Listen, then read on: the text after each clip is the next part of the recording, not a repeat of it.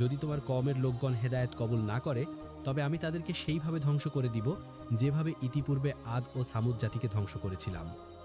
অতঃপর হজরত ইউনুস আলাইহিওয়াসাল্লাম তার কওমের নিকট গিয়ে বললেন, হে আমার কওম, তোমরা স্বীকার করে নাও আল্লাহ রব্বুল আলামিন ব্যতীত আর কোনো উপাস্য নেই। আমি তার প্রেরিত নাসুল। তোমরা দেবদেবীর পূজা পরিত্যাগ করে এক নিরাকার ও সর্বশক্তিমান আল্লাহ রব্বুল আলামিনের উপাস্য ও ইবাদাত করো এবং আমার উপদেশ ও আদেশ অনুযায়ী কাজকর্ম করো। কিন্তু কওমের লোকগণ তার কথার প্রতি কোনো কর্ণপাতই করল না, বরং তারা জবাব দিল, হে ইউনুস, তুমি যদি আমাদেরকে টুকরো টুকরো করে ফেলো তথাপিও আমরা তোমার কথা শুনে আমাদের পূর্বপুরুষদের ধর্ম ত্যাগ করব না এবং আমরা কোনোদিনই দেবদেবীর উপাসনা ছাড়ব না।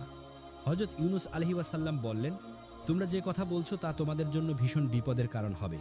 তোমরা যদি আল্লাহ রব্বুল আলামিনের প্রতি ঈমান আনো এবং আমাকে নবী বলে স্বীকার করে নাও, এটা তোমাদের দুনিয়া ও আখিরাতের উভয় জাহান